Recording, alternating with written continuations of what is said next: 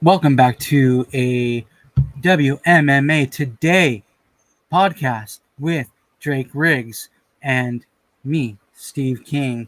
On this episode, we will be talking about the Bellator 247 recap, Bellator Euro Series 9 recap, a UFC Fight Island 4 recap, a couple bangers on that card, some news, unfortunate news, and some good news. And then there are fights coming up. The UFC Fight Island 5 preview. There's only one fight on that card, but we'll get to it. There's a couple other fights to talk about. All right, let's get started with the Bellator 247 recap with a wonderful performance from Denise Kielholtz, who beat Kate Jackson in such a great way. She showed exactly why she is the best flyweight striker in the Bellator women's division, which I said last week, and she showed exactly fucking why she's the best. She showed it. Look at that TKO. Look at that beautiful picture on the screen there. Denise Kielholtz, amazing. Miss Dynamite. Mrs. Dynamite, baby. Dynamite in her hands. 43 seconds. I mean, wasn't a surprising win the speed of it was surprising, right? Like we expected her to be able to do this. I mean, I thought Kate Jackson would be able to last a little bit because she's pretty tough and all that, but didn't think that she would be able to, outstrike Kielholtz whatsoever. But hang in there for a little bit. But man, yeah, Miss Dynamite unloaded some dynamite in those hands and cracked her early, put her down face first, and then finished her off with the ground and pound.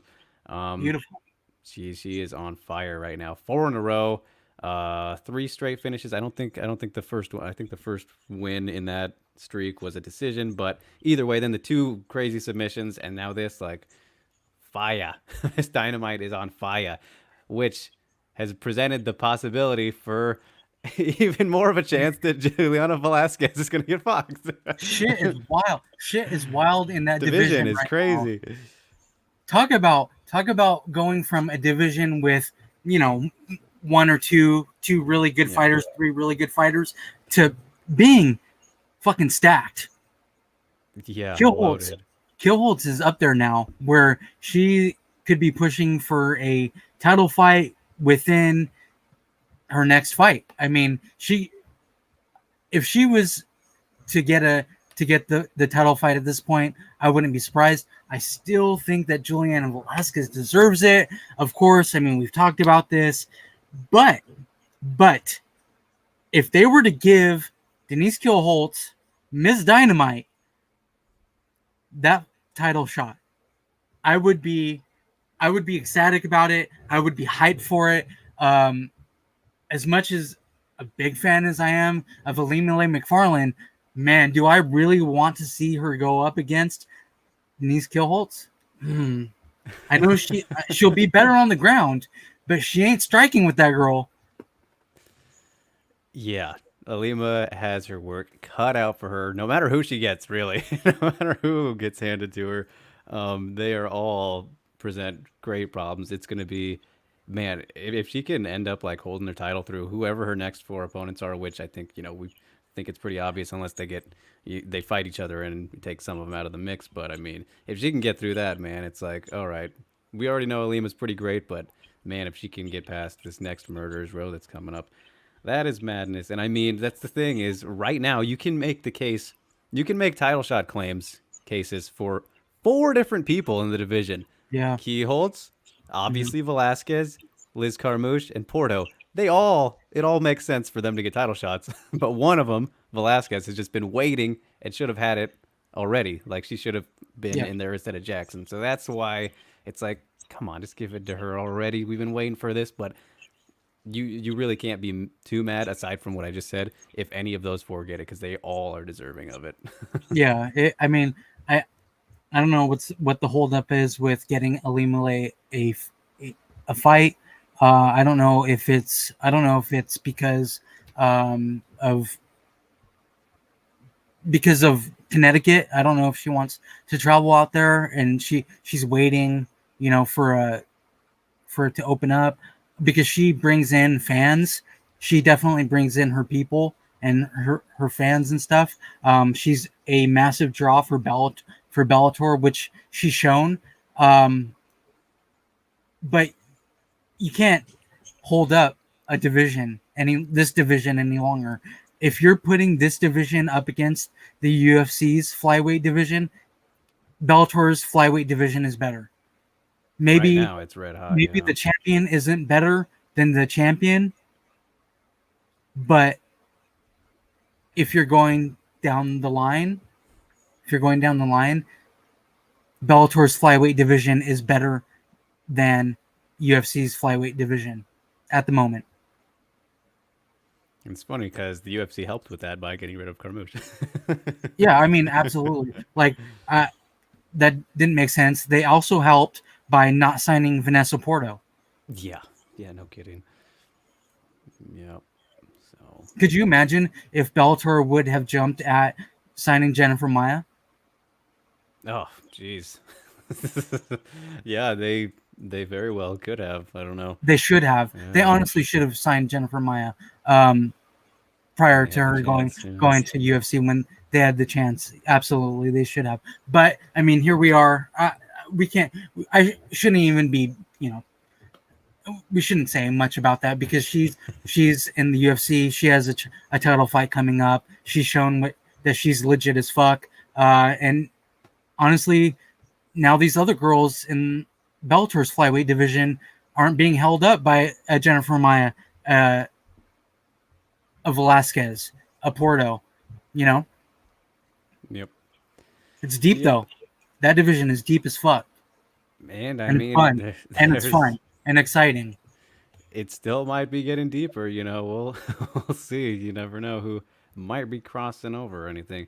And yeah, I'm not saying anything knowledge, but I mean, I mentioned her to you off air for certain reasons, which we'll keep secret. But Kana Watanabe, who fought in Bellator in her last fight, Ryzen flyweight, Scott Coker has expressed that he would love to have her back, and she needs a fight really bad right now.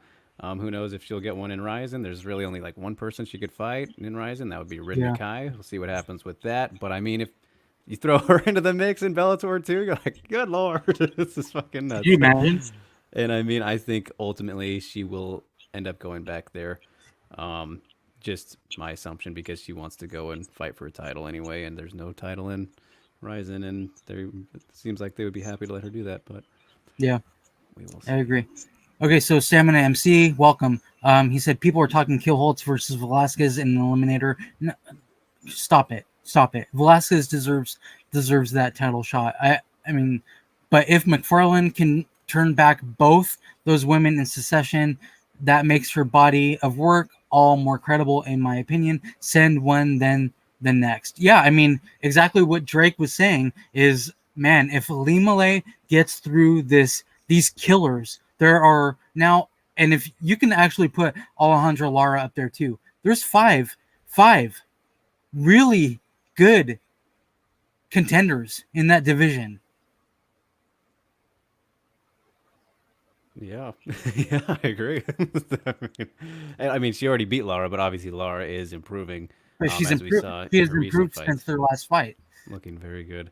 Yep. Okay, so welcome, Head Kick Audio. Moni, welcome. Yusuf, Stamina already said hello, and whomever else is out there not talking to us, talk to us. Talk to us. Send in some questions. Bring it. Yes. So before we move on here to the rest of this card, I will say, ideal world with all these options, let's just get the Velasquez one out of the way, and then in the meantime, I don't know. I mean, Keyholtz versus either Carmouche or Porto. I mean, then one of them's left out, but it's like, I like the idea of having them all, kind of chill out and just be lined up, but we will see what happens. Yeah, but I mean, Keyholtz went 43 seconds. You know that she wants a fight. Yeah. I mean, she said it herself that she's ready tonight or that night. She was like, she was like, put me in there again next week or whatever it is. She's a badass, and I mean, we can't. Bellator is not going to give fights. That's not Bellator keeps things going as of recently in that division, and that's why this division is better than the UFC's for now. For now, we'll see what happens. Even though UFC it's heating up as well. So I mean, flyweight overall worldwide, we're getting back to that point before the UFC brought them in and kind of slowed things down. But you remember, it was the best overall in the world at a Yeah. point, I would say, and it's fucking looking good right now in totality. And this wasn't the only flyweight fight that we had though, and No. I know you didn't see this one, Steve, but read it out for me.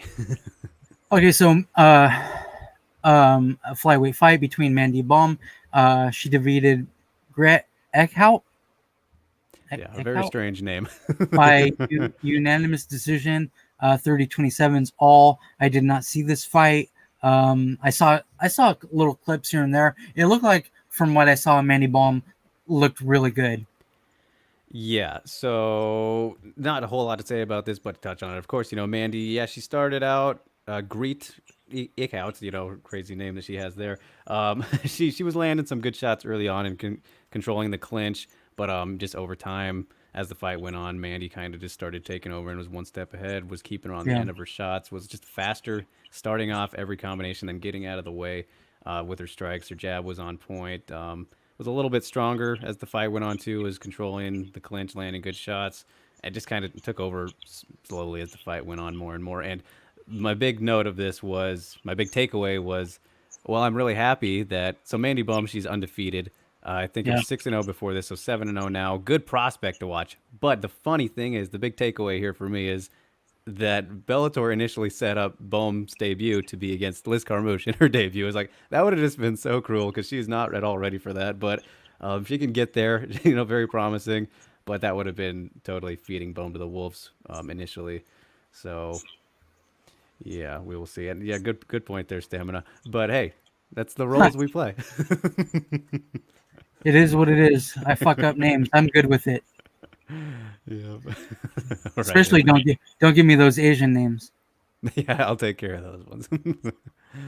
Okay, so moving on to man, could be the submission of the year. Like, incredible. Monica Tochlikova beat Jade Durand by Scorpion Crunch. Like, she had that squeeze in and insane. She could have broken a rib. Did she break a rib? Like, I don't think so. I don't know. Crazy. Like, look at that shit. So wow. Yeah, this fight was pretty. Okay. So first of all, let's just note that this was an atomweight fight, and this was a pretty fun fight for while it lasted. The first round, they were both of these ladies have kickboxing backgrounds, I think, or Muay Thai. At least Taklikova does. I mean, they were both very crisp on the stand-up when the fight was there, and Taklikova nailed Durand with a fucking beautiful head kick that dropped her. Like, she was out and then woke up like once she hit the ground. So, I mean, that could have been a pretty early knockout for Taklikova, but she wasn't able to finish it. Jade recovered. But yeah, striking very good from both of them. Ultimately, Jade decided to, try and take her down and grapple a little bit, hold her in place. And obviously, it did not pay off in her favor. We saw the first time you're probably ever going to see a Scorpion Crunch in MMA at all. It's a very rare submission to see. Wild. Impressive to see, a striker pull it off of Taklikova's, caliber. But, I mean, yeah, it was something to behold. And I mean, atomweight's right here. I'm very curious to see what is next for Taklikova. I mean, atomweight, obviously. So either get her in Ryzen or Invicta, one or the other. I'm down for either. Good. That's somebody to watch for sure. Or Bellator can continue having atomweight fights. There is that option as well. Yeah, and then they can all work together. See, sharing is caring. Yep. And they would have an atomweight division, while the UFC doesn't have an atomweight division. So I've been calling. I mean, you and I both have been calling for an atomweight division from either Bellator or the UFC. I hope that Bellator sticks with this atomweight division. I know every time that you see Scott Coker, you ask him about it. He doesn't really give an answer. But keep hounding him every time you see it. Maybe eventually we'll actually get an atomweight division. That would be fucking amazing because there are some scrappers at 105. Look, they have one with Alicia Zapatella. Start that division with Alicia Zapatella. Would be smart. They didn't do it with Absolutely. Jin. She is marketable as fuck. She might be tiny, but she's a beast. Love that girl. Half bone. So yeah, I mean that Scorpion Crunch was amazing. I saw the clips of it, and then I went back and watched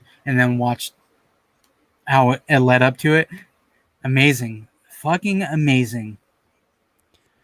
Taklakova, congrats to her, man. Keep your eyes out, everybody. It could be somebody to watch at atomweight, I think. So Yeah. and obviously, pulling off something memorable. That was kind of the talk of the midday whenever that happened. Yeah, literally everybody was talking about that Scorpion Crunch. I mean, you can first put it fight of the night too. Right. You could put it up there as the submission of the year. I mean, the only other one I could think of was for submission of the year, Twister. Was there a Twister this year? Wasn't it? Was that last year? I think so. My I was ears are gonna all say, fucked up. yeah. 2020's got me fucked. Yeah, exactly. But there was that flying. I think it was Saito in Ryzen 22, 23, one of the August events, the doubleheader one. The flying knee, and then his opponent caught him, and he grabbed the guillotine while going for it. It was such a crazy sequence, and he pulled it off. That was pretty fucking crazy too. Jeez, yeah. So top two. I mean, there haven't been too many wild submissions this year, or fights really. You think there's only kind of a couple. We haven't even seen the UFC handing out fight of the night awards because it's been more great performances than awesome bangers. But there have definitely been some great ones too. Agree. So that was Bellator 247. Yep. It was a really good card. And then Bellator Euro Series 9 was decent, I guess. I saw this fight only. I didn't even see the main event.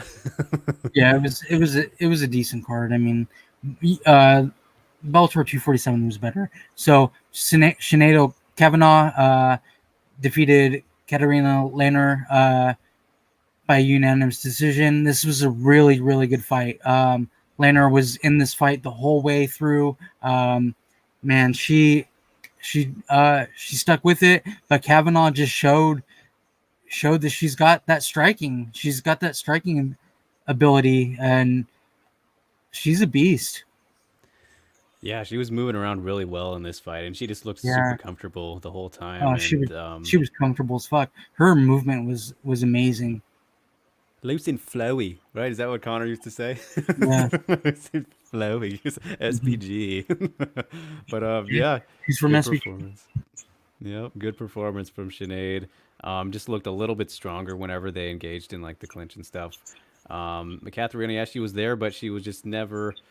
I mean, Kavanaugh was moving so well and avoiding, the strikes and landing big ones when the openings were there. Yeah, it was a pretty clear decision, but yeah, Lehner was hanging in there. She's tough, took a lot of shots. I thought it was pretty hilarious though how she kind of thought she won at the end. I was like, wasn't that close, but yeah. The third round was close. The first and second rounds were not. Yeah, kind of took her a little bit there to kind of realize. But yeah. Either way, Sinead Kavanaugh keeps on proving that she's quite underrated, I would say. Look forward to whatever's next for her, and I mean, it's good to have Lehner. More people in featherweight, and that's always good. So yeah, and again, Bellator's featherweight division is better than the UFC's. Well, it goes without saying, my friend. Yep. Another win for Bellator. Yep, that it is.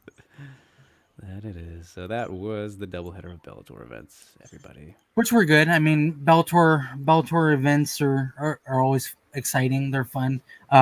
Moving on to the UFC Fight Island for recap, where we saw Holly Holm beat Irina Aldana via unanimous decision. It was pretty one-sided. I felt like Holly Holm was on meth or something. She was incredibly active from the very beginning and all the way through 5 rounds. She showed why she's a champion or a former champion. I think that she should be drug tested, though. Like, who was this maniac out there? Yeah, she was crazy. I mean, it was just pretty wild. But she's a striker. She's a really great striker. So those leg kicks. Moni, yes, I will tell you. Okay, so are you guys just so frustrated? She asks. So for me, probably the most frustrating fight that I had seen in a very long time. Talked about this when it happened, like 2 weeks ago, when Randa versus Dern and Randa going into the guard so willingly. One of the most frustrating things I've fucking seen in quite a long time. And then Aldana, her performance here was probably the second most frustrating thing I've seen in quite a while as well. Man, just following in the same direction, following Holly, not cutting her off whatsoever, going in the same path. Just she did exactly what you're not supposed to do, right? And Yeah, Holly just had a unfortunately. fucking field day. And all credit to Holly, man. She absolutely looked phenomenal. I think, undeniably the second best performance of her entire MMA career. I think that you could even so obviously it's very, very hard to top the number one performance, which I don't even need to say who it was against. You all know already. You can't top her performance against Ronda Rousey. I mean, who saw that? Who saw that head kick coming?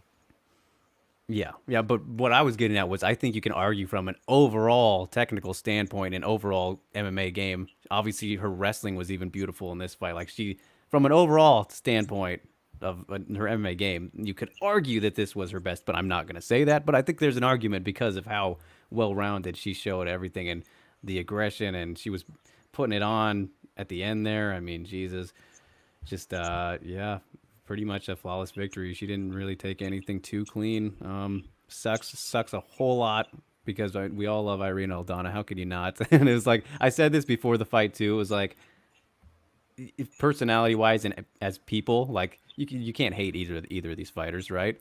But obviously Yeah, the you can. situation and the treatment that Holly Holm has gotten recently, that makes you a little bit, against her and everything. But it's like not because she's a bad person. We love her as a person, and same for Aldana. But it's just like, yeah, everybody would have been more happy, I think, if Aldana would have won just because of circumstances and whatnot. And now potential title shots for Holly, but I don't think we can quite go there yet. We'll get to No, that. But obviously that's a fear, and good question there, Steve. she hiding under the cage with Jones. Yeah, they're shooting up EPOs. They're doing picos. They're fucking doing coke together. Probably fucking down there. I mean, Jesus. Getting so off the rails. Eustace said home title shot incoming.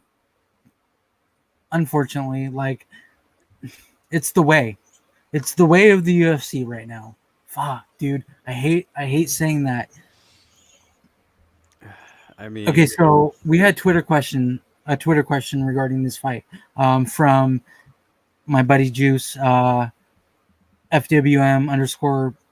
_ pod. Where does Holly go from here? 5th title shot, rematch with GDR, fight Felicia Spencer at 145. That Felicia Spencer fight is not happening at 145. Holly's not going to go up to 145. But I think you and I both agree, Drake, that the rematch with GDR is the way to go. yes. I believe that is the match that should be made. No, I don't think that Holly Holm deserves a title shot. I mean, No, I don't. No, I do not. But I will say, did you see that this event pulled in the second most views on ESPN this year? I did not see that. That's Yes, it quite did impressive. for MMA, for the a UFC fight or Hmm. UFC fight card. Holly Holm brings the views. I know. I had I discussion with somebody on Twitter as well. Irina Aldana, yes, she has the Mexican fan base. Yes, they're big. That's not why. Holly Holm is the reason why people viewed this event. Why they tuned into this event. Plus, it helped being on big ESPN. That didn't hurt at all. I mean, rather than ESPN Plus, where you have to be a subscriber or you have to pirate, you have to find a link, a pirated link or whatever. However you watch, I'm not saying you're wrong. However you watch UFC fight cards, um, I don't know how, but it's you can't argue that Holly Holm is a is not a person who brings views in. She absolutely is, and that's what I'm worried about. I'm worried that the UFC is going to see that and they're going to be like, all right, fuck it, give Holly Holm the title shot again. Yeah, I mean it's totally possible. Obviously, it's obviously not something they're afraid of doing. They've done it plenty of times already. But man, I just think how do you not do, especially with what's happening in the meantime? Think about, obviously the UFC hasn't come out and, announced it yet, and apparently they're supposed to have, said that Megan and Nunes is official, but so let's just assume that that is still going to happen, which I think Yeah, it should. I mean, it's been put out there and that's the plan. That is the plan. yeah, So December, if Nunes defends the featherweight title, win or lose, then she still has the bantamweight title. But you would think that if she loses, they would want to do the instant rematch right away, even if it holds up the bantamweight division. Who knows? But either way, has that fight, and then I would assume she would take off a little bit of time just because she now has a baby to worry about. Spend some time with the new kid. Um, I well, that's what mean, she's doing right now. yeah, she's doing it now, but I mean, I don't know. I just we will see how it shakes out. And I think that in the meantime, why not? Why not do Jermaine versus Holly? I mean, I don't think either of them took very much damage in their fights. No. Um, so yeah, I mean, we can move on to that one, which was a hell of a highlight as well. But here, let's answer Yusuf first. I would say. Considering a lack of contenders at 135, will it be a good time to do Val versus Nunes 3 to give time for contenders to appear? I've said for a very long time I want to see that fight, but I think that they're going to do either Holly Holm, they're going to give her the title fight when Amanda Nunes is ready to do it again, or they're going to do Holly Holm versus GDR and then do the winner of that fight. But I would not be pissed at watching Amanda Nunes and Valentina Shevchenko go for a third time because the second fight was so long ago and it was much closer than the first one. And Valentina has gotten better. Amanda Nunes obviously is the best female fighter ever. But Valentina Shevchenko has gotten so much better since that second fight. She's grown. She's grown as a fighter, as a human being, as a champion. Um, I would love to see that fight. And I don't think that it's an easy one for Amanda Nunes. I mean, yeah, it wasn't the second time, and then Right. obviously in the third round of the first fight wasn't too easy as well. She lost that round, quite clearly. But yeah, it's the thing is here with that fight, like, yeah, okay, you could totally that would make sense. If you're since obviously Holly and GDR are now they're still the top three in that top three with Nunes, Yeah. um, and kind of waiting for Vieira to prove herself again, waiting for Ladd to come back. Those are like only those are the most immediate, next rising contenders. So they still need to, I think, get some more wins under their belt because they're both 1-1 in their last two. And then Yana's coming up. So you kind of have to wait a little bit for that to figure itself out. But then you look at flyweight. We were just talking about how great it is. Valentina actually has some contenders for at least 2 more fights. Obviously, she's fighting Maya in her next fight, and that's in She's December. running through him, though, Drake. She is. Okay. So she's running through him. Like, no matter what you think about him, she has these options here. Whoever wins between Murphy and there's always Calvillo an option. is next. There was an option for John Jones. There's always options. GSP had options. Everybody has options. But Habib But she has beat options. them all, though. That's the thing. It's not like she's cleared out the division yet. Is what I was getting at. Nunes has much more of a cleared Pretty out. fucking close. I mean, she's fighting Jessica Ai and head kicking her to hell. She's fighting. That never should have happened in the first. She's fight. fighting Caitlin Chikagian. She's fighting. That she's was fighting. fair. She's fighting.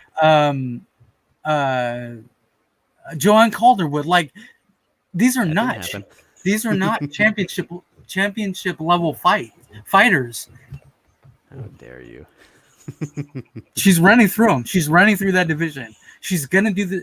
Jennifer Maia is literally the only one in that division right now that I can see maybe beating her if they go to the ground.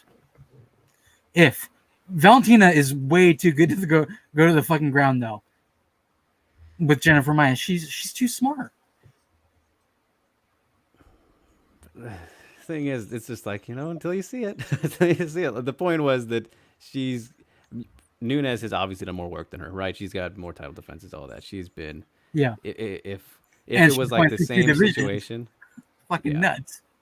Yeah, so that pretty much shows you, how much that she's already beaten all the bantamweights. And obviously when the top 2 and there's no fucking featherweight division to speak of, really. Yeah, it's ridiculousness right there, is what it is. But yeah, I don't know. So, but I mean, come on, that GDR. Let's talk about GDR now. Give some love to Jermaine the Iron Lady. Jermaine Durandamy. The man. She beat Juliana Pena. 3rd round submission. It was. I joked about this, and it happened. A beautiful guillotine. Like, who the fuck would think that? She almost got a Von Flue before that. Crazy, just wildness, man. GDR, the striking phenom, fucking gets gets a guillotine choke on a wrestler, and subs her, and fucking pretty much puts her to sends her to the heavens. She was out. She was fucking sleeping for days. To the shadow realm. She might still be sleeping right now. She's probably dreaming about fucking getting choked out right now. And it's been what, 5 days later? It's karma for her comments. Yeah. Oh boy.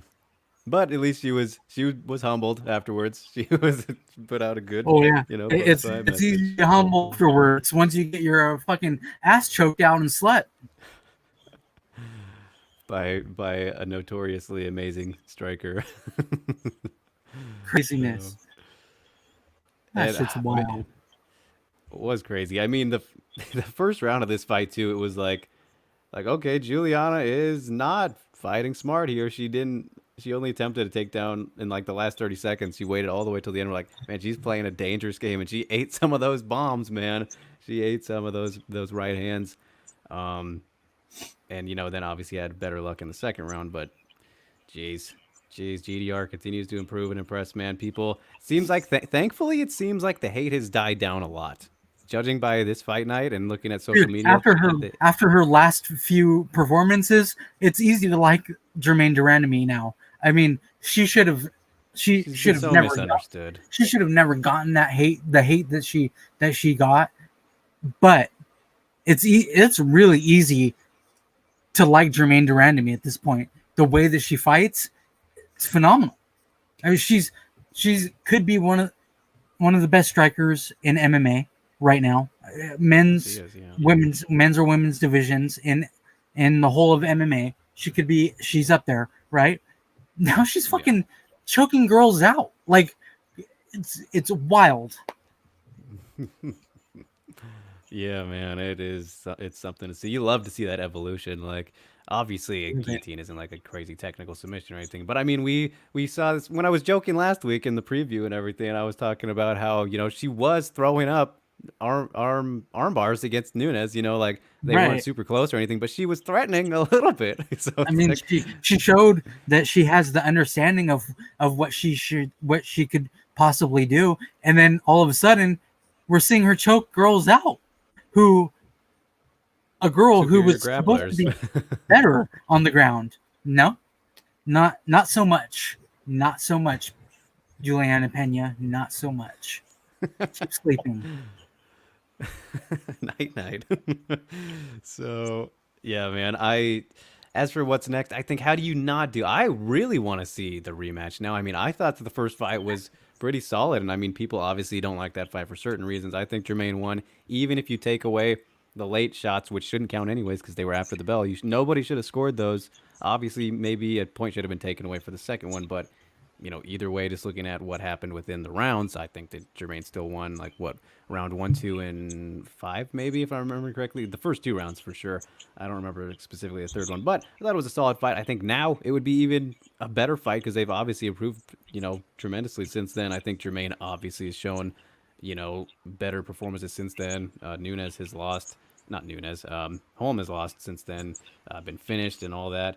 And I mean, dude, it's insane. You don't realize that Jermaine has actually only lost to Nunes in like the last 10 years. Like, that's the only person to beat her. Um, so I think that's Yeah, what you got to do, man. Make it another main event. I would love to see it. It makes too much sense, I think. Let them fight. We don't need to see Nunes take them both on again. We don't need to see, we can see one or the other, but I don't think you need to see both of them. And man, who would you favor? I think Jermaine would take it again just because she beat her once already. She's only gotten better since then. And I mean, styles make fights. It's not like we're not. We saw Jermaine did not fight Holly like Aldana did. She's not gonna chase her. She didn't chase her. She's not gonna do it again. I mean, I don't know. I just favor Jermaine every time against Holly. it would be a really fun striking fight, though. Like, I think they should just make it because it's a striker's delight. Uh, the way the way that what we've seen from the two of them as of recently, I yeah, I want to see that fight. I do. I really do want to see that fight. I think it makes sense. Yeah, yeah. All things considered, like we said with Nunez and having both lost recently, whatnot. I mean, yeah, it makes sense. And Yeah, um, so GDR is absolutely one of the all-time great strikers of the sport, gender irrelevant, but I agree with her own assessment that she was a little sloppy out there versus Pena, winging, missing a fair bit. Yeah, that's I second feel round like in particular, not yeah, I not the feel first like round it's so just a much. fighter being hard on themselves because that's what they do. They're hard on themselves. They always think that they can do better. Who's but I mean, who's going to be perfect? Denise Holtz. Yeah, I mean, pretty Full close to circle. perfect. 43 seconds. Perfect. But yeah, no, I was very surprised by that. That Jermaine, she let some slip through and was throwing a little bit in the second when Juliana was actually pressuring and getting aggressive like she should have been in the first round. And Yeah. Juliana landed some. She got some of those sloppy punches through on her own right because we Steve was saying in here too that Pena's stand up is garbage, and I said it had gotten a little bit better than it used to be, but obviously still not amazing. And I mean Garbage. when you're compared Trash. to Straight compared fucking to trash. Dumpster fire trash. you said it, not me. She's compared garbage. She's okay, not good. compared to GDR, yes, She's not a okay, good that's fighter. I love it. I love it. Um, That's why but she yeah, went down 2 rankings. sorry, she did. Finally, Yeah, finally the rankers did something right. she's honestly not even in my top 15 because So she she was out. She was out for the pregnancy, so that was like 2 years or whatever, and then came back, beat Nico, who wasn't in the top 15. So I mean, just logically, she isn't in my top 15, but So now that they we're talking threw about her the back in. rankings, Raquel Pennington went up from 5 to 4. Irene Aldana, even though she lost, went from 6 to 5. It's Juliana pathetic. Pena lost and went down from 4 to 6, and she's going to continue to keep going down because she's not better than Vera. She's not better than Kunitskaya. She's not better than Macy. She's not better than Sajara. Penny puts it on her. Julia Vila puts it on her. Like, all these girls are better than her. Who are ranked. Lena Landsberg, better. That one's closer. Yeah, that one's a little bit closer, but I'm still leaning Lena Landsberg over Juliana Pena. Yeah, she was pretty impressive in that Macy fight. Easy to forget. Okay, so Alexander put up a question. Put that up really quick. Did Holly deserve a performance of the night even without a finish? Absolutely. She was phenomenal in that fight. She main evented 5 rounds.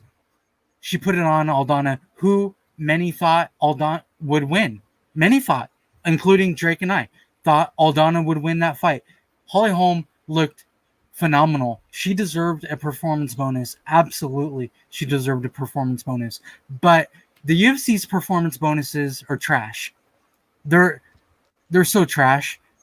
Half the time they give out performance bonuses, they shouldn't be going to the people who they go to, and they miss out on people who should be getting them, like Holly Holm. So first of all, welcome, Alexander. Thanks for tuning in, buddy. We will talk soon. I'd have to look at. I don't remember who the other ones were. Obviously, GDR got one. I know that. I forget what his name is. Who opened up the card got one. That was a good win. He had the head kick, and then the other two. I don't remember who the other two were, but I mean, yeah, a performance like that overall, no finish. I mean, I think that is definitely worth one as well. I mean, because that's the whole point of like they changed. Okay, we had finishes, right, but they changed the name of it from knockout and submission to performance. That was a really good performance. It didn't have a finish, but that was a performance. If we're going to be technical about words and whatnot. Yeah, Luigi, my boy Luigi. Oh, right. That was Waluigi. Waluigi, yeah. Waluigi. Yep. So, yeah, I would have given Holly one for that. I mean, Okay, so stamina, I went a little bit far by saying Landsberg is better than Pena. You're right. I'm just saying that Pena's not very good. And Landsberg is... and this is a fair point as well. I'm not asking for perfection, but Pena should not have been able to land on GDR to nearly the extent that she did. That confused the shit out of me. Yeah, I mean, it was weird because Pena's not good and GDR is phenomenal. But they have off nights, I guess. I mean, Still a pretty good fucking night for her, but yeah, I mean, she had a phenomenal night. Obviously, I mean, look at the picture. She's cranking on that fucking guillotine. But I mean, yeah, she probably should have pieced up Pena easier than what she did, right? Yeah, but I mean, they worked out. I mean, she did in the first round. Like I said, the second round was when Pena had a little bit more success there, and yeah. So, and thanks, Moni. I agree. Forget the debates, everybody. Let's talk WMMA. She putting out the tweet there with the link. Thank you, Moni. Yes, agreed. There's politics happening right now, but who cares? Well, we are an international broadcast, so this is not United States friendly, obviously. It's big news. But this is international business. And speaking of that, Thailand versus not South Korea, but South Korean heritage. Oh man, my girl, Loma Likbunmi. Put it on your girl, Jin Yufre. Look, that she won by unanimous decision. It was a good fight, right? But Loma's striking is fucking phenomenal. I said it last week, leading into this fight. Her striking is beautiful. It's chef's kiss. You did say that. It is chef's kiss. I mean, the fucking clinch work, though, more than anything, which not surprising. Those elbows, baby. I love it. Oh God, yeah, she gets me all excited, all kinds of excited watching her. The tomahawks, as Paul Felder said, the Oh tomahawk yeah. elbows are just Oh, funny. I like that. But yeah, lethal work from Loma, and I mean, not surprising. I said in the breakdown, that it was came down to if Jin could outmuscle her, and she was able to late. Maybe yeah. she just At the end, employed the game plan a little bit too late there, or adjusted things a little too late. I mean, she she definitely did. landed, yeah, she landed some good shots clean early, but I mean, just didn't really follow up with it. And Loma was just too quick, and obviously just better in the clinch. Um, and yeah, it's sad to see for those who have been following Jin's career, I think, because we've waited so long to see her get the respect of fighting on a stage like this, but obviously it's not where she was her best at. But I mean, this was essentially, we called it an atomweight fight, a strawweight, so not that it makes a difference. I just think that maybe, she's been had a career now.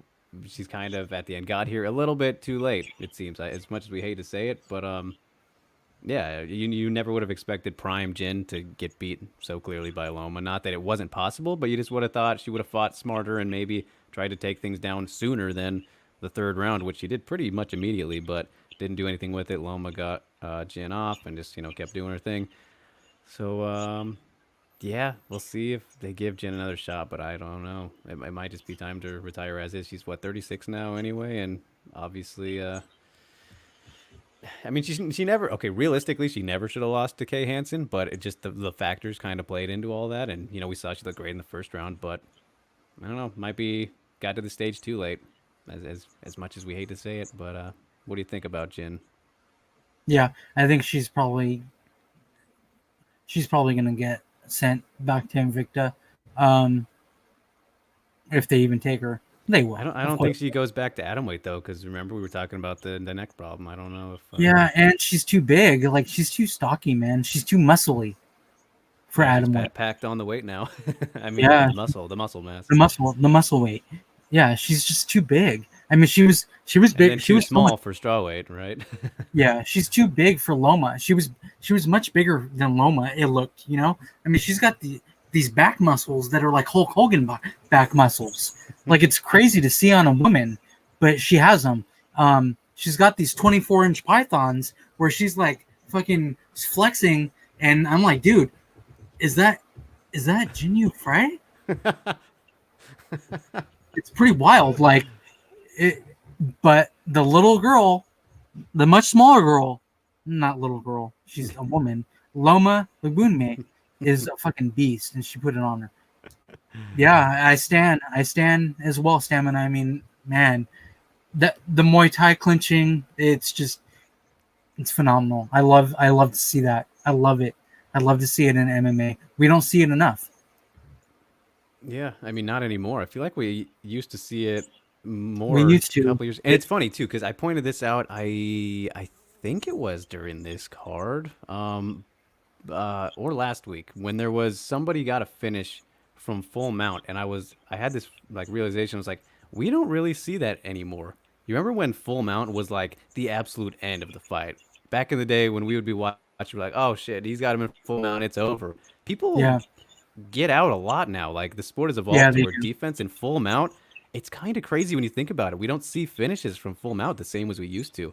And it reminds me, it's similar here to, maybe the Muay Thai plum and, that kind of position. But I feel like the full mount has been something that it's disappeared as much in terms of finishes. But yeah, there was one, I don't know if it was this card or last week when we saw one and I was like, oh, damn, we haven't seen that in a while. Like, crazy. Yeah, I agree. I mean, it's fun to watch MMA evolve. Yeah. Yeah, very much You know, so. like we're seeing the calf kicks a lot more now. I know, Yeah, obviously, yeah. we saw the King Jose Aldo many years ago finishing dudes with the calf kicks. I mean, he finished Uriah Faber with the calf kicks, and it was phenomenal. It was beautiful work. But now we're seeing it. Now it's just the thing that they're doing. The calf kicks have really come along. Now we're seeing a lot of elbows being thrown in the clinch up against the cage. I love to see it. I love to see that. Yep, for sure. And did we have a fan question for this fight specifically? I Yes, we thought I did. saw. Okay. Yep, we did. Let me get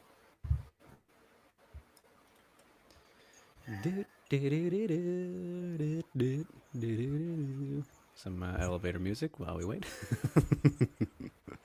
I could have okay. pulled it up So myself as well. this is from Eats Thrash.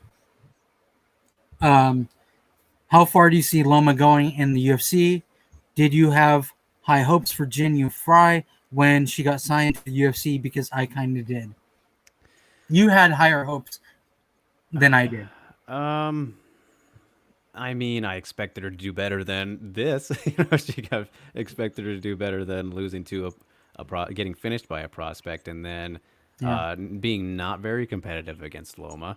So I mean, yeah, I feel like that's not crazy. It would have been crazier to expect her to do as poorly as she has so far, which sucks to say. But high expectations, no, because I didn't think that she would be able to match the size with people. And after seeing recent performances at atomweight, she was slowly declining, even though she was champion, and won her final atomweight fight. But it was a very close one. Just like over time, we've seen that her performances have gone down and down and down, and the losses have been interesting losses. But then, I thought maybe she could be a little bit more rejuvenated at strawweight because maybe the depletion was making these performances happen because she wasn't looking as good as we were used to seeing from her after so many years. So, I mean, I didn't expect her to break into the top 15 whatsoever. I mean, I just felt like she would have been too small and a little too late and everything. But yeah, I thought she would do better than this. And as for Loma, though, here's the thing. Monster. Here's the thing about Loma. I think that if anything, this fight showed you, it just reminded everybody how deep the strawweight division is. Because Loma, obviously incredibly talented, great striker, one of the best strikers in the division probably, but she struggles and probably loses to everyone in the top 15. Like that's how good the division is. I don't know. Her and Angela Hill would be a fun fight. It was, and Angela beat her. Right. But I think if they run it back, I think it would be different. Yeah, but I still just don't. I don't think the matchups favor her at all, especially among the top. Could you imagine? You imagine Tatiana versus Loma? It would be just. Oh no! I mean, Tatiana's I think she's championship level. Yeah, but I mean, fighters like her, like styled. Even you throw if you did Kanako versus Loma, it would be pretty similar beatdown. Kanako would smash her. She would have to fight a striker, to show that she's top 15 ready. A striker. That's what I'm saying. I don't think that in the strawweight division, sure, she could break into the atomweight top 15 easily, but at strawweight, I struggle to see that. I don't think that happens for her. She's still very young still, but I mean, she's still not a very big strawweight. And stylistically, I think that the atomweight division is clearly where she would thrive, but she's with the UFC and there isn't an atomweight division, so she has to fight in the strawweight division. Does she deserve a top 15 right now? Not yet. Maybe one more fight away. And then we can talk about a fight with like Atisha Torres or something like that. That would be a very fun one. But even then, it's like I still favor Tisha. I favor everybody in the top 15 against her, and that's fair. That's fair for now. That's fair for now because of the weight advantage that everybody will hold against her.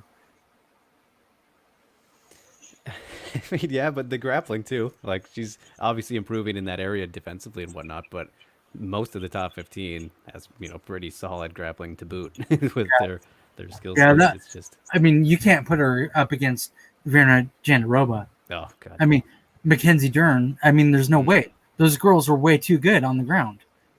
Yeah, and significantly bigger. Yeah, especially Mackenzie Dern. Yeah. So it's tough, man. It sucks. That's a weird spot to be in where obviously there's all this potential. She's very talented. You don't want to let her go. But she's got a pretty clear ceiling, I think, at the moment. Until we see, unless she just fucking works, her grappling and is able to get strong enough to deal with people similar like that. I don't know. I just cannot see her breaking in the top 15 at all. She can get close, probably, top 20 range, but the division is so good. It's just so good. So Yeah, I mean, good. she's just she'll get good fights coming up. I don't think that she's ready for a top 15 fight yet. Yeah. Just not yet. She needs at least one more. But then, I mean, because of her striking, the sky's the limit with her. If she continues to improve on her grappling defense, that's as far as she'll go. I mean, her striking is already phenomenal. Yeah. Huh. Yep. Agreed. She's And fun though. She's incredibly fun, oh man. yeah, Fry versus Van Buren next. Let's see where she's really at. that's a bad matchup. That's a bad matchup, Stamina. Van Buren would wrestle fuck her. The only thing I like about that is the fact that Brianna Van Buren did want to make that fight happen as champion versus champion in Invicta Yeah, when they were both. she did. That's the fun thing about it, but Yeah, stylistically, Van Buren should definitely take that, and especially a rebounding Van Buren. That's going to be a scary person coming back. yeah. I don't know who specifically you give Fry next. Maybe do Fry versus Felice Herrig, just because it seems like an interesting matchup. I don't know.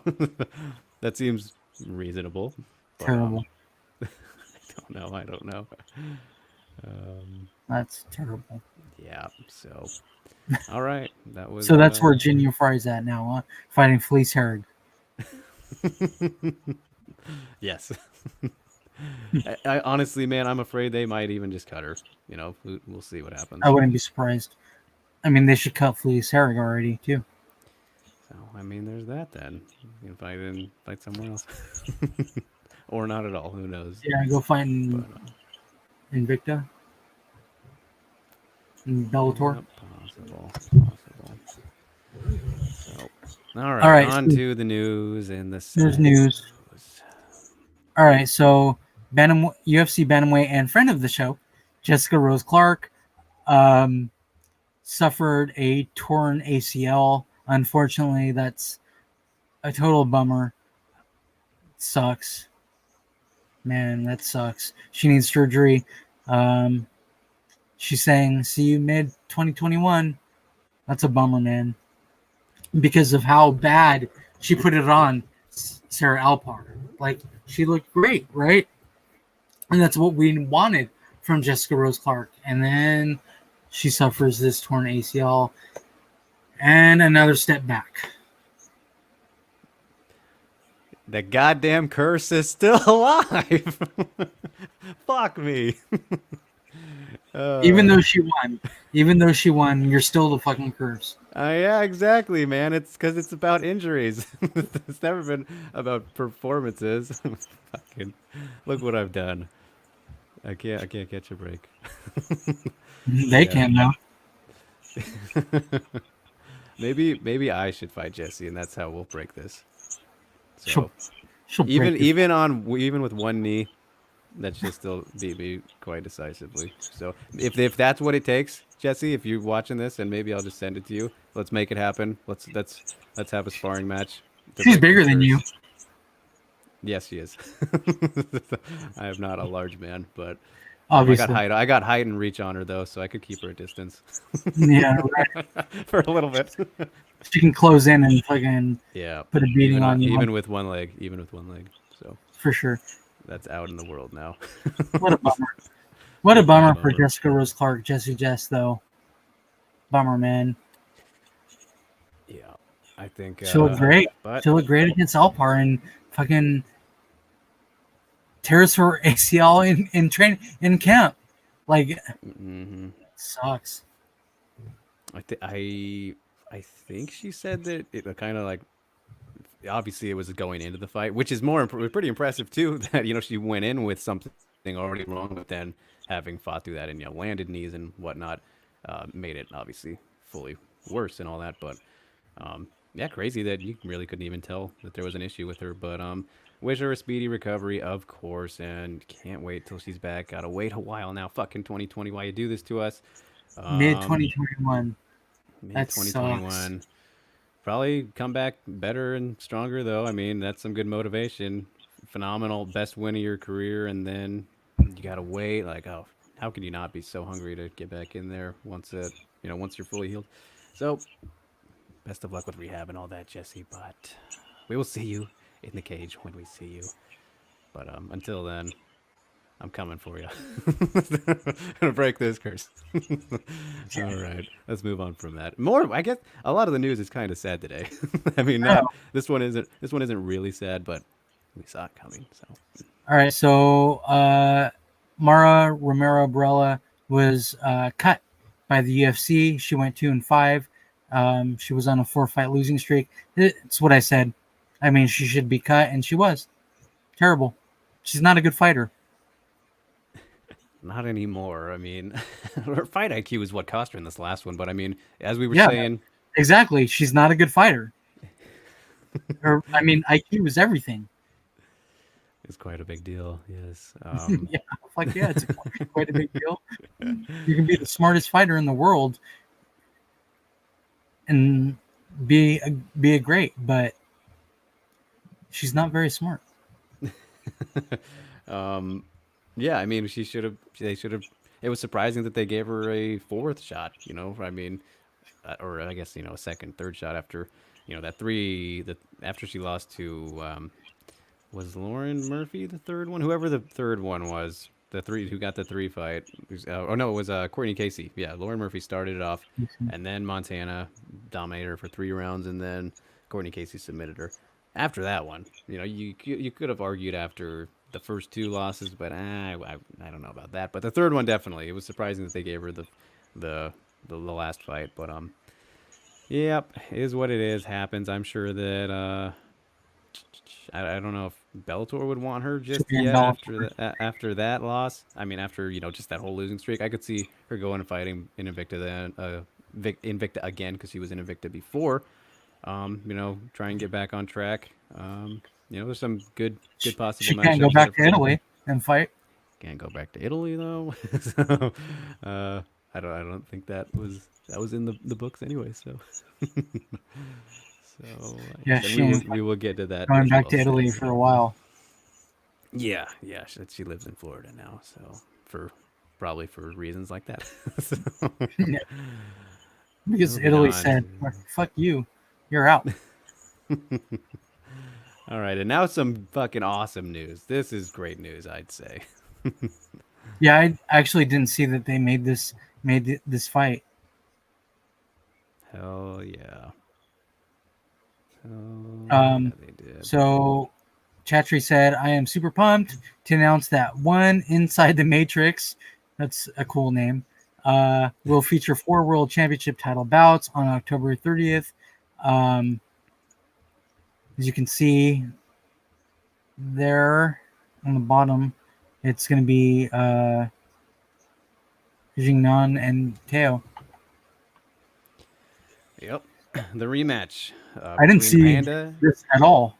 Was this today? You didn't see it? No, this was 2 days ago. You missed it. Shit. I did. I missed this. Wow. 4 title fights, yo. And yeah, Panda's back. Love Zhang Jingnan. Fantastic personality, fantastic fighter. Obviously, those Angela Lee fights are some of the best fights you'll ever fucking see. If you have not seen either of those fights, go watch them. The rematch, I don't think is on YouTube. Interestingly enough, it should be. That one, I think, I don't know. They're both so good. But the first one is on YouTube. Go watch it if you haven't. They're both amazing fights. So yeah, excited to see Panda back defending the title. Another rematch for her, but yeah, looking forward to that card. Those are all great title fights. Good to see one championship getting back with a big card. Yeah, it's fun. Love it. Love one. All right, and now here is probably the most interesting and topical of the news pieces we have today. I'm very curious to hear what you think about this one, my friend. Yeah, I mean, so PFL fighters have put out a lawsuit against the PFL because they're not fighting. As you can see, attorney Harley Brett, who represents fighters Lance Palmer and Kayla Harrison, tells me that a lawsuit against PFL for breach of contract is imminent. The suit will be asking for back pay for wages lost and termination of contracts due to PFL not running shows this year. Yeah, I mean, you would think that the PFL would now be like, okay, hold on, let's put on a couple shows in November, December. No tournaments, but put on a couple shows. Seriously. Have these fighters fight. Pay them their wages. Not go to a lawsuit, and then open up the tournaments in 2021. And what's wild about this is they've literally signed fighters today. Yeah, that is true. And there's a lawsuit against them for them not running shows this year. Like, are you fucking crazy? Are you stupid? It's weird. It is wild. Madness. It is madness. Yeah, and it's kind of a big deal when probably your two most notable fighters, right? Kayla is obviously one of them, and then Lance Palmer, who has been pretty much a day one guy in the World Series, right? I mean, that guy's been with them for everything, and now he's like, "Fuck this shit." Well, he's won 2 tournaments. He's won $2 million from them. He's their tournament champion twice over. Kayla Harrison is what might be the biggest prospect name in all of women's MMA. Find fights for these people. Find fights. Put on 2 big events in November, December, just to appease them, so that there's no lawsuit against you. Yeah, seriously. I think it's too late for that. Obviously, it seems like they're kind of sticking to the guns here. They want to get comped for what they should have been fighting, and it just seems like a PFL and getting set free, which is the most interesting thing right there. Is like, okay, we got some options. Bellator is like, oh, what's happening over here? What's going on over here? It would be pretty crazy to see Bellator swoop up on a few of their champions. I bet you Palmer will go there, just because I don't think the UFC is willing to shell out money for him, and he wants, a pretty good sized. He's already got $2 million from them. Yeah, he's a millionaire. Yeah, and then so is Kayla Harrison. It's like Kayla Harrison, and I mean, I think that there's obviously, we've said it before, Kayla, if she can cut to featherweight, she would have to. And I mean, I think that the thing is too, assuming she was to go to Bellator, let's assume she can't cut to featherweight. Maybe she just does one fight. Who knows? It would obviously have to be Cyborg, and I think Cyborg would be willing to be like, all right, let's fight at 155. I feel like she wouldn't care. Yeah, I think that Cyborg would be like, all right, let me put on more muscle mass. Yeah, like, I'm okay. Less weight cutting, sure thing. Yeah, exactly. Let me wreck this girl really quick and make that money. It'll be, very curious to see how this plays out. But PFL fucked up, man. Like, they just don't want to go out of the tournament format, I guess, right? Crazy, dude. Fucking, that's ridiculous. Ridiculous. Put on 2 shows. Just put on like one mega show. Adjust to the time, right? What's happening in the world. You can get back to it, but literally every other MMA promotion, big MMA promotion. I mean, it's crazy because they have ESPN too. They're on ESPN. Yeah, that is true. It's fucking madness to me that they wouldn't put on at least one big super show, a stacked card with all of their best fighters. Yeah, Rory hasn't even fought yet for them. Rory has not fought for PFL. Did you guys forget that Rory McDonald is with PFL? Because, I did, actually, for a little bit. Yeah, exactly. Because now we're not even talking about Rory McDonald, the former Red King. Now he's Reverend Rory. I want to see him back. I want to see Reverend Rory turn into Red King Rory again. Can he do it in PFL? And we're not going to be able to fight until fucking 2021 at least, at some point. Yeah. And Steve said it. PFL fucking up. Yeah, they sure in the fuck are fucking up.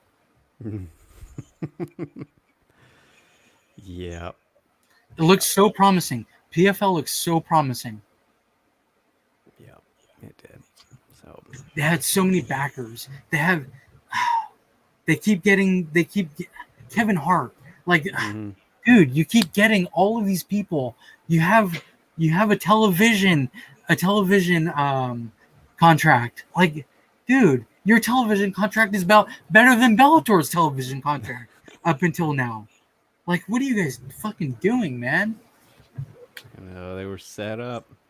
They were. Set up and just couldn't adapt to the old quarantine times, I guess. But is what it is. We'll see how this shakes out.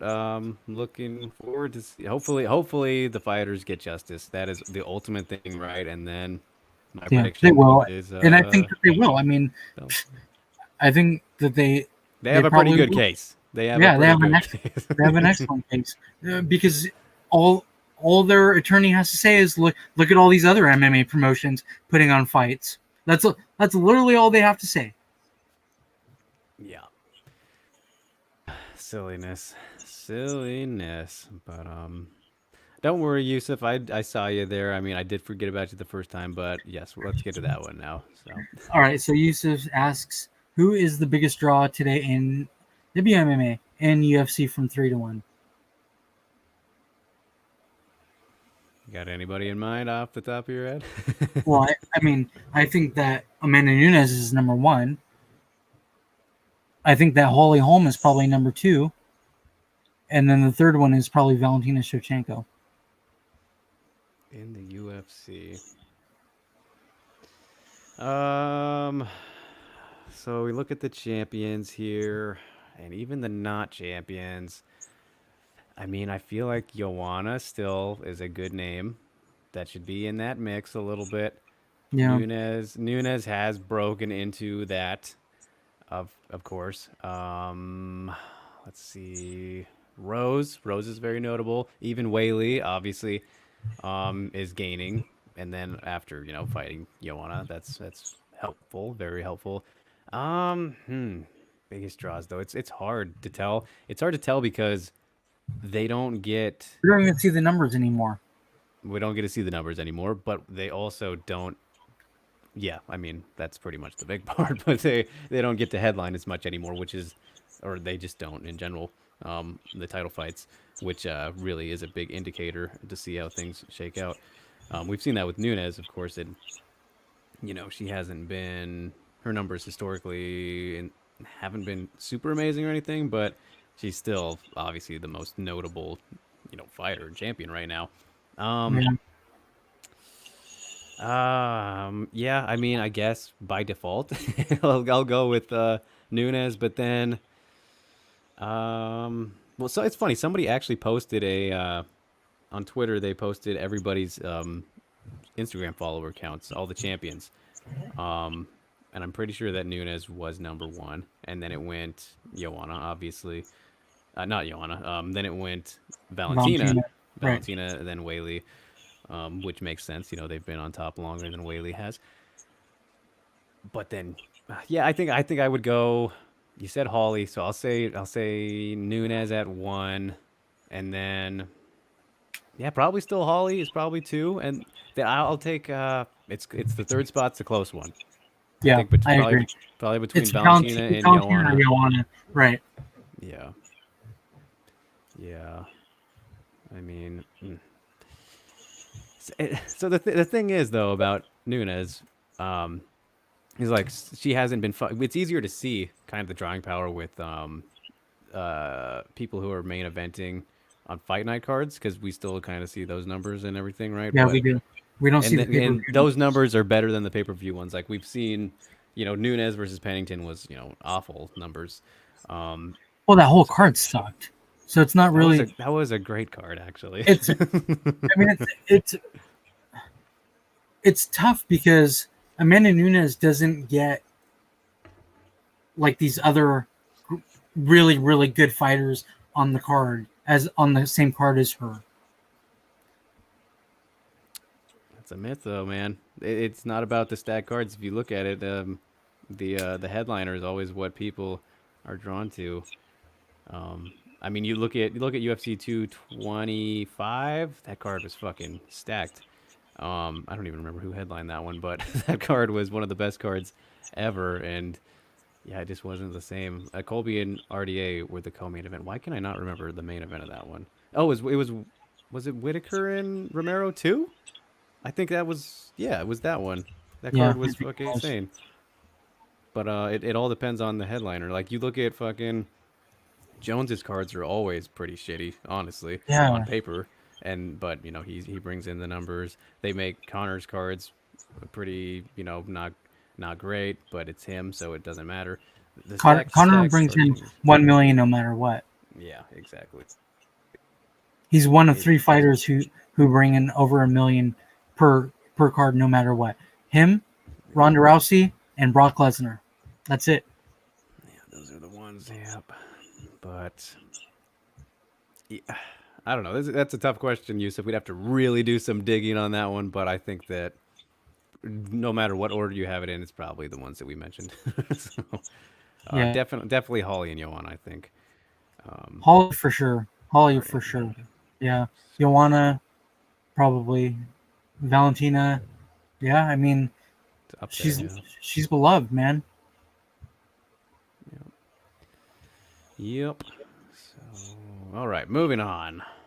All right, so former World Series of Fighting bantamweight champion, UFC vet Jessica Aguilar signed with XFC. She will make her debut at XFC 43 in Atlanta, Georgia, on November 11th. We still do not know her opponent. Um, as you can see there, new signing Jessica Aguilar, a trailblazer for women's MMA and LGBTQ athletes, enters the hexagon because they don't have an octagon. They have that crazy ass hexagon, which is dope actually. For the first time at XFC 43 on November 11th in Atlanta, live on NBC Sports, which is awesome. Oh wow, I didn't even read that part of it, but that is, They're that on is XFC is got a deal with NBC Sports, which is fucking phenomenal. Love seeing MMA promotions on normal cable television. yeah, definitely, man. That is very good. I didn't know. I didn't had no idea about that. But I mean, this was, I think, kind of a wild card out there landing spot for Jessica Aguilar. Obviously, I don't know if you ever shameless plug here for my chat with Jessica Aguilar, but if you ever caught it, or anybody watching, if you did, Steve, but Yeah, yeah, she was obviously looking to finish off her career somewhere. We talked about Bellator as a possibility, which seemed like a likely one, but obviously no strawweight division. She was interested in fighting Kerry Melendez and whatnot, but she was looking for whatever seemed like the best spot for her, whichever wasn't uh, gonna be the best fit. And looks like it was XFC, and I mean, good start with treating her well promotionally here, and getting her a spot right away. Don't know who the opponent's going to be. That's going to be interesting to see who they bring in, if it's like a prospect or somebody else fairly notable. Look forward to seeing that, and how she looks after really healing up, because the big thing for her was that she fought a lot of her UFC years injured and everything. And obviously, after her first fight with Claudia, her UFC debut, the ACL tear, and then just, worked through a lot of things after that. And obviously, a pioneer and one of the best strawweights of all time. So, yeah, very, very good news for Jessica Aguilar. Happy she found a home and is going to finish out her career, presumably, in the XFC, because this is a multi fight deal, I believe. yep. So yeah, curious to see who they bring in for her to fight. If it's prospects or some other people, or that Megumi Fuji trilogy. No, that's not It'd be happening in crazy if they XFC. did that, but she's not going to XFC. Nah, but It'd yeah, we will see. be Good for fun. Jag. Yeah, good for her for sure. She's a pioneer in women's MMA. Yep, no doubt about it. Okay, so moving on to Nadia Kassem, she was released from the UFC after going 1-2 since 2017. She was forced out of 3 fights during her UFC stint, most recently against Miranda Granger for UFC Vegas 6. Who was it that she went in and did the fake with against? Xiaonan. No, Kim. Gina, Kim. yeah, Kim. Yeah. Yeah, Young Kim. So she went to she went to what touch gloves and, And kicked her. and kicked her. Yeah, and kicked her. Come on. Come on. So, And then she got served after that. So pretty wild. Pretty wild. What happened with Nadia Kassem? did this surprise you when you saw this? No, I think I it's wasn't a surprised at all. I mean, the only reason why they would keep her around is because she's Australian and because she's marketable, especially to the Australian market, to the men in Australia. but I mean, she's still a pretty young prospect, and I mean, I It just hasn't obviously, shown. She just hasn't shown a lot, and she hasn't really improved a yeah, ton. and I think that the big thing here was her rate of activity, and the injuries. Three force outs, withdrawals, injuries, and only 3 fights That in hurts. 3 years. Um, yeah, that obviously didn't help, but Yeah, yeah, I that don't know. hurts. I don't know. I was caught off guard just because it's like, oh, I mean, obviously she lost her last two, but she had that one lined up. And then during these times, I don't know. I figured they would have got her back in for one more, but At least a eh, Fight Island, at least a yeah, Fight Island fight, right? yeah. Because because The I Granger mean, one was in Vegas. yeah, Yeah. I'm assuming Abu Dhabi's a lot closer to Australia than Las Vegas is. I'm assuming so. I don't have my map out or anything, but Moni, what can you tell us? Well, she said Aussies aren't hugely invested in her, if I'm honest. I mean, we haven't seen her in a while, so She has a following. She has a pretty big following on Instagram, though, doesn't she? I don't know. I don't know. I know I do follow her, but I haven't checked Well, recently. of course you follow her. I mean, I've interviewed her. I've 44.6 interviewed her thousand before. followers. I've interviewed her as well. That's Um, pretty solid 44.6 thousand followers for her. for a prospect like her. That's pretty solid, I'd say. You think But those 44.6 thousand followers have everything to do with her fighting? I mean, I don't know. Either way, um, okay. Do we think that it's got to be since she's still a solid prospect? Obviously, has things to improve on and everything. But we've seen. Well, we talked about this anyway when they made the Granger matchup. I think that they kind of jumped the gun on her in the UFC after the Chambers fight, sort of. Yeah. Because I mean, her first four fights all were super quick and not against anybody too crazy. So it was kind of a little bit too much too soon for her. But there's still potential. I think we've seen she has good finishing ability in the past, obviously against lesser opponents and everything. But I mean, hey, when you have something, it's like when there's smoke, there's fire. She's got some talent to be worked on. Um, so I think we could definitely see Bellator snatching her up or Well, Invicta for like sure. Stamina said, Kassem seemed to only be able to fight on Australian or Asian cards, which perhaps limited Oh yeah, her usefulness to them. That's exactly it. Like, great point. if they can't find her a fight in Abu Dhabi, they're not going to find her a fight anywhere else other than Australia or like Singapore or something like that. Yeah. I don't know. She Plus just plus the doesn't. inactivity. So She doesn't seem like the type that wouldn't travel. yeah, I don't know. Don't know about that. I don't know where. I don't know where she goes from here. Does she go to Bellator? I don't know. They don't do a whole lot of Australian cards or I Asian don't or think they Asian. ever have. Right. That's what I'm saying. Is like, Europe, yeah. yeah, Europe. Maybe if I can get her into a fight in Paris or something like that. Yeah, that's a great point though by Stamina. I didn't really think about that. It's like just see if she wants to travel a little bit. I don't know. That's interesting. Maybe I'll have to I do mean, some she digging there. was booked for that fight in Vegas. Mm-hmm. It just didn't happen. Yep. So. And Moni said, as a fighter, she's been kind of dirty along the years. Maybe it's just me. No, it's not just you. She's done some dirty work. Got a little tood, but it's all right. It's funny to see Moni. It's funny to see Moni hating on Australian though, because she doesn't. I wouldn't say she's hating. She's throwing a little bit of shade at an Australian. If that was Robert Whittaker, she wouldn't be throwing shade like that. That's Champ Bay. Come on now. or Blanco, she wouldn't be throwing shade like that. No shade to be throwing, my man. Can't find it. The sun's out all the time on those two. Oh yeah. So that's enough. Man, a lot of flyweight kind of stuff here though. But yep, we'll see what happens with Kasim. Another flyweight in Bellator. Hey man, why not? Pretty crazy. They have plenty of prospects to match up with. I think that's the best move. I mean, they do. Invicta could work, but I don't know. I think we're seeing, especially during these European cards, all the action we got here, and there is more coming up here. So doing obviously not full previews for these, but because we're not aware of who the fighters are, we're learning about them.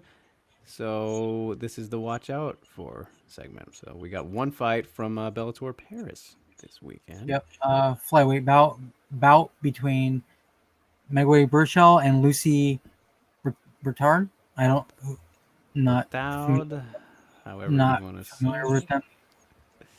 So yeah, that is a flyweight bout. A little bit of interesting matchmaking when you look at the records because Burchell 10-4-1, and then Bertau 2-2. Hey, we're just fighting here. It's pandemic times, right? Making a fight happen. So that'll be interesting to see how that plays out. But one to watch out for when it comes to Bellator this weekend. So Bellator Paris is weird. The way that they it is the way that they got the so is Czech Congo the main event or is it MVP? Like I'm literally confused by it. I don't think that they would want MVP. Well, because Congo's from France, isn't he? Right. I honestly don't know. I'm fucking baffled. Bellator does it again. Where they have me fucking, I don't know what's going on. All right, peace out, Steve. Thanks for tuning in, buddy. Later, pal. So, yeah. Either way, we'll see what happens with that. But yeah, one flyweight fight there, and then we have Invicta wannabes over in Europe. Yeah, AFL Valkyries. Love the name Valkyries. First card featuring exclusively women's fights. Yes. So this card, I have the full lineup right here. This card is going down in Spain on Saturday as well. It might say how to watch it on here, but I don't know. So it is headlined by Nicole Desegni, who you might remember from the Contender Series, lost to Mallory Martin, one of Italy's best prospects there, taking on Audrey Caroche. I'm assuming that's how you say that. Desegni's the most notable fighter on this card, and then it's a bunch of debutantes or we even have amateurs. They really loaded out this whole card. It's a good one to watch if you want to do some like study and watch some prospects. Atomweight title fight in the co-main event. Emily Mota and Rita Marrero. Wow, a record of 2-2-2 for Rita. Yeah, Marrero. I saw that. That's funny. That's wild. Strawweight, flyweight, another atomweight fight. It's an interesting one to watch if you want to see people who could potentially be the future. That is AFL Valkyries full. We'll watch it. Watch it. If there's a stream somewhere. Was Dave, have you been here the whole time? What are you doing? Or did you say the kids are in bed now, so you're here. All right. Got me confused there. But welcome, sir, unless I'm still wrong. But either way, just in time for the preview, we only have one fight. Welcome, Dave. UFC Fight Island 5 preview. Tracy Cortez will be taking on Stephanie Ager. how many people was Tracy Cortez supposed to fight? They don't have a Just picture of fate. Stephanie. Brian Oh, Ebersol strikes again. that's But awesome. I think that this fight was only the Bea one. I don't Oh, okay. think there was any other mix up here. But yeah, it was supposed to be Bea, and initially Yeah. I thought that Tracy was out, but it's actually Bea for unknown reason. Yeah, they still haven't And said. dude, fucking similar situation though, kind of to how they wanted what Tracy versus Duda Santana, former featherweight. And then they still match her up with another featherweight, former featherweight in Bea. All these larger bantamweights, and now in comes Stephanie Egger getting her UFC debut. Well deserved if you know who Stephanie Egger is, but also a former featherweight. Gonna have a clear size advantage in this one. They don't have the stats shown on the tail of the tape here, but she is They don't five have eight, anything on and Stephanie Egger. That's yeah, they don't have ridiculous. anything on her, obviously. But UFC is I'm gonna say it and keep saying it. UFC, they're the biggest, most prominent MMA promotion in the world. People use their website to see fights, to see fight matchups. Just put a picture. You don't have to put the stats. Just put a picture of the person. How hard is it to copy and paste a picture of somebody and put it on there? and they don't even have Cortez's. Well, neither of their records, but Cortez's record is not 1-0. It's sloppy. It's unmotivated. It's ridiculous that the UFC doesn't take this seriously. Their website seriously. Trash like most of their fight posters. Oh man, they've gotten just really lazy with the fight posters Okay, over the years. okay. I'm gonna well look at the first 100 or whatever it is. Oh, Fight that's all posters. UFC posters? I never Yeah, noticed this is that. UFC posters. So look, so the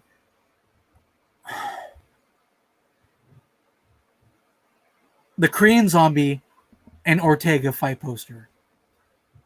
Fucking hated it. Are they Brazilian? Are they in Brazil? Are they fighting in Brazil? No, no, Is Korean Zombie from Brazil? I don't think Is Ortega so. from Brazil? No, I don't know. No, Mm-mm. no. It looks like they're in Brazil. It looks like something that you would see on a Brazilian card. Can't find one. UFC 197. UFC 197 is a Brazilian card. No, 198. My bad.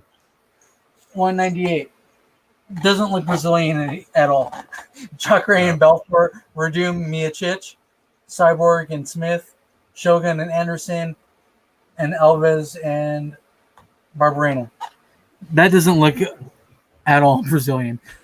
The TKZ and Ortega fight card is way more Brazilian than that one. I saw that you liked the poster on Twitter. I was going to say something to you, Moni, but I didn't want to be mean because I love you. Just change the yellow and it's perfect. It made I can't remember who. It made one of their ears look like Mickey Mouse ears. I can't remember which one it was. It was either TKZ or Ortega. I can't remember whose ears it was. It just annoyed me. That whole fight poster just fucking annoyed me. it's yeah, it looks like they got slimed on or something. I don't know. But anyway, yeah, the point I was making there before we got a little sidetracked, Stephanie Egger, another former featherweight who is going to be larger and than Tracy Cortez by a decent amount. This could actually be a case where Tracy's replacement is going to be tougher than her actual, original opponent here. Because Stephanie Egger, man, I mean, she has a win over Mara Romero Barella, who we talked about briefly here back in the day, 5 years ago, on the Italy, the Italian regional scene when they were coming up. So good win there. I mean, obviously that was a while ago, but since then, we've seen Stephanie Egger go to fought Ryzen 17 and beat King Reina. Um, Yeah. who's a good prospect in her own right. I mean, we've seen her, do some good stuff recently, and she's just gonna have the size again. Switzerland, for probably the first female from Switzerland to fight in the UFC too. So that's a little bit of history. Um, Pretty wild. so yeah, it'll And be they don't have a picture of her. yeah, they don't have anything for her. I mean, this was short notice, so I'll give them a Yeah. little bit of benefit of the doubt, but they should still be up to par. No doubt It about just that. annoys me. It annoys my soul every time that I see this. It just annoys the shit out of me. Yeah, I understand. It should work on that, but so Yeah, I don't know Egger, but just have her send Cortez down to 125 and be done with all that. Like, what are we doing here? I don't It's know. I don't know. it's pretty weird. I mean, I don't. We've talked about it. We don't understand what the deal is with little Tracy Cortez fighting a bantamweight, but I don't know. I Yeah, no. it's a tough matchup for Tracy, I think, and we could see that happen. I don't know if she's gonna get. I don't think that. I think she'll be able to hang in there, with Egger, but I don't think that to the point that she won't get completely beat up or anything. I don't think that Egger will do that to her, but I mean, we saw her outstrike and hang on the ground with King Reina, which is a notable person there, and in these Yeah. recent fights as well. Got a rear naked choke in her last fight, which was actually last month. I didn't realize that that fight was that recently, but yeah. So I think she's gonna be bigger, stronger. She's got a very well rounded skill set, pretty similar skill set to Tracy if we're looking at it, but her striking. I think it's probably a little bit better. I mean, she's gonna be the more powerful of the two. Just she's the bigger woman, more more more fit for this weight class, and then with the skills that she does present, I don't think it's going to be too easy for Tracy. Could be very wrong, but I don't know, man. It's kind of like, yeah, what are we doing here? What are we doing with Tracy? We'll see how It's long this weird. this It's just continues to weird to go. me. I mean, I don't understand. I don't understand it. So, yeah, ultimately, I think that Tracy can make it fun because she will probably need to if Egger gets up early, which I expect she can probably. She'll surprise people who don't know who Egger is, and obviously Cortez is. We haven't seen her in a while, but She said herself, Tracy Cortez said herself that she doesn't know much about Egger. yeah, well, I mean, she's taking this fight on like a week's notice. yeah.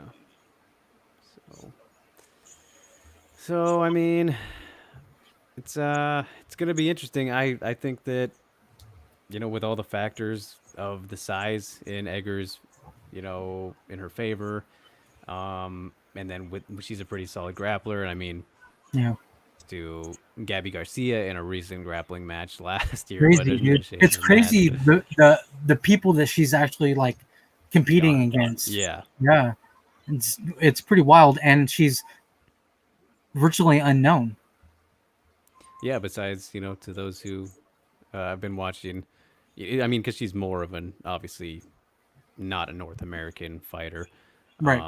so they had not as much exposure um, for most to see her.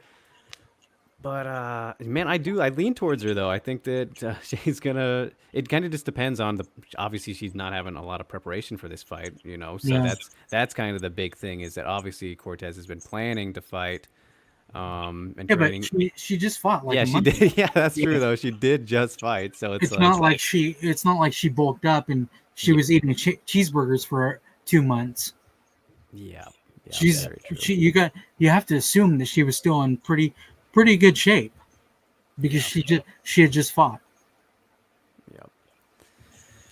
Yeah, I think I've liked enough of what I've seen from Stephanie Egger to believe that she can pull this off here. And the size, like I said, Yeah. that's going to be the big thing for me. Her grappling is very solid, and Tracy, this is not. It's Tracy has talent. She's a great prospect too, but it's just this doesn't seem like her optimal division. You know, I feel like she's better fit for flyweight. So maybe it'll take her losing to realize she should go back down. I don't know what is all up with that, but um, I think she'll hang in there. She'll be competitive as the longer the fight goes on, but I think she'll get kind of bullied early on. You know, in the clinch against the cage, probably get taken down a little bit. She'll maybe threaten with submissions. She could maybe pull one off, but you know, Egger's a pretty good grappler and able to avoid those. I think. I mean, she was in that 80cc World Championship. You know, like we were saying against Gabby Garcia. Yeah, Um, who is much bigger and much better on the ground. yeah, yes, very true. Gabby Garcia And she is lost by points too. She didn't get submitted. right. She did not get submitted. She lost by points, which is fucking crazy because Pretty Gabby impressive. Garcia is one of the best female grapplers in the world. Yeah, yeah. So, um, yeah, I'm gonna take Egger with it'll be the upset for sure. I mean, I'm sure Yeah, that I she'll mean, be the I underdog haven't too. looked at But betting lines. I haven't looked at betting lines on this yet, but I would assume that Egger is the underdog because she's virtually unknown. The smart bet would be to go with Egger. I'm going with Cortez because I think that she's the better fighter. yeah, Overall, the better fighter. Tracy Cortez is the better fighter. She's very good. Um, it's just it's crazy because the division thing. yeah, I just it's crazy that she's fighting at bantamweight. and, and against these much bigger bantamweights, I don't get that part of it. Right. You know? I mean, Egger was literally a featherweight. Mm-hmm. Yep.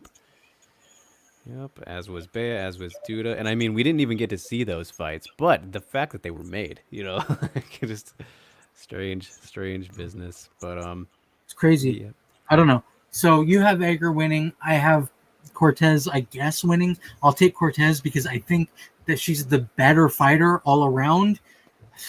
I don't think that she gets a finish. yeah, If anything, Egger's the one that gets the finish, yeah. probably on the ground. But I could see like a rear naked or something. yeah, I could totally see Stephanie Egger getting a finish on the ground, some way. But I'm not gonna. I'm always gonna go with the better fighter, the better all-around fighter. Tracy Cortez is that. I'm gonna take Tracy Cortez unanimous decision. But Yeah, if and I I'm mean, betting, and I'm assuming that Egger is the underdog in this fight, I'm putting money on Egger. I would take Egger. I would put money on Egger right now. I don't know. I haven't looked at the betting lines yet.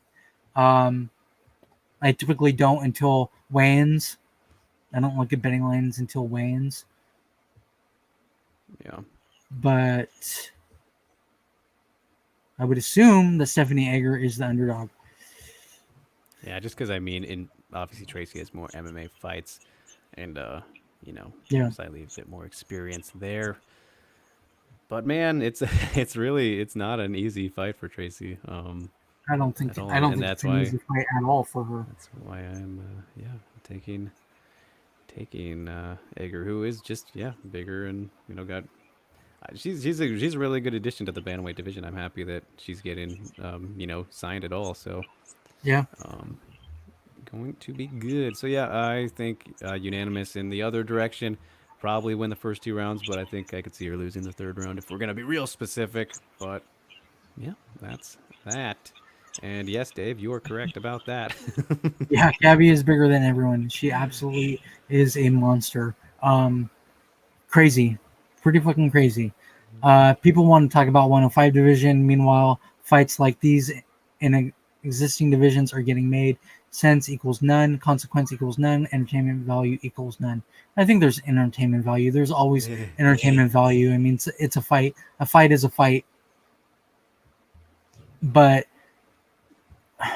sense, the logic is no. but logically, it doesn't make sense. It's just weird. It's weird. Like everybody sees it. Everybody sees Tracy Cortez being the smaller fighter in all of these fights at bantamweight. She's probably the smallest bantamweight, right? Off the top of my head, yeah, probably. I mean, yeah, I would assume And she would so. be a normal flyweight. Yep. Yeah, no, she fits right in flyweight. Yeah. So, and yes, another T-shirt for My Soul is Annoyed. Oh, dang. Start making these things. Yep. Get it Get it? rolling. So that is our lone fight. Well, our lone fight for UFC. Obviously, the Valkyries card, and then Bellator Paris. In Yeah. totality, a Not a whole whole shit of lot stuff going this on. weekend. But yeah, surprisingly, We no had big. all of them last week. Yeah, true that.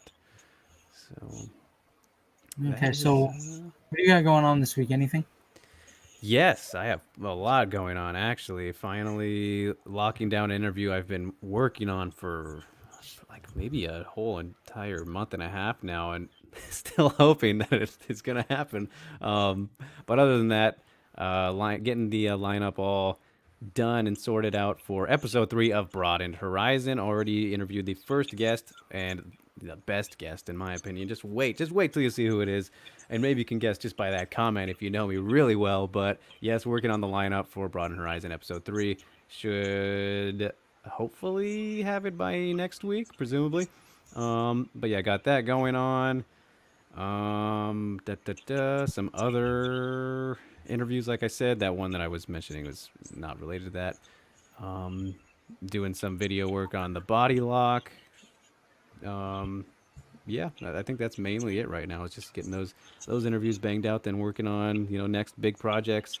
And of course, follow me at Drake Riggs _ on Twitter. Follow Steve at Steve K _ MMA on Twitter. Follow the Scrap, subscribe, all that if you haven't already. If you're watching and live with us here, of course you're already doing that stuff. But double check if you haven't already. And if you haven't read Becoming Mega Megu, the Megumi Fuji story yet, please, please, please check it out. It is the ultimate I'd look at the life and career of Megumi Fuji, one of the greatest fighters of all time. Who it was the 7-year anniversary of her retirement fight this weekend. If you did not realize that, so perfect time to go and read that if you haven't, and go back and read it. Why not? I mean, 7 years, crazy. That's a long time for an MA retirement to stick. So check that out if you have not. And speaking of Dave, you reminded me right there for some reason. You saying woohoo reminded me that I have a fancy new intro for Broaden Horizon. So still using your logo, my man, but now it is nice and fancy for the actual video part of it. So I'm excited to share that part. And thank you, sir, for that comment there. So what about you, man? Any more MA Inc? Obviously, you had something you were working on before we went on air, but nothing came of that. Can't do it. Can't do it. Unfortunately, I can't do it. So I have a MMA Inc. Interview with Joey Beltran, former UFC fighter, now heavyweight BKFC heavyweight champion. He is taking on Marcel Stamp this Saturday. The 13th, I think. Or no, the 10th. I'm sorry, the 10th. I don't know why I said the 13th. At BKFC 13, I believe. Really cool guy. He took the time out of training camp to talk to me about his tattoos. It's pretty dope. So if you haven't already, check it out. Right here on YouTube, MMA Inc. Type it into the search bar, MMA Inc. You'll see it with graphics made by actually Moni. Moni made those graphics for me. And then I have a couple more coming up. One of the fighters is on honeymoon right now. So we'll be talking to him in middle of October. I have another one coming up middle of October or so as well, because she is a fighter. She's on vacation right now. So yeah, I have stuff. I have MMA stuff coming up. Other than that, not a whole lot of writing going on. but I am trying to break a fight announcement. I was trying to do it today on live right now, but can't do it. I cannot do it. So look for that. Maybe I'll have an announcement in a couple hours, maybe tomorrow. Hopefully, it's coming. I hope. I hope somebody doesn't beat me to it. I'm really fucking pissed. It's always a race. I'm gonna be fucking pissed. All right. Well, that'll do it for this week, everybody. Thanks so much for tuning in once again. As always, good to have you here. So Thank you, Moni, Dave, Stamina, Yusuf, Alexander. Who else? Head kick audio, Steve. And I think that's it. Thank you for tuning in. We'll see y'all next week. Peace. Peace.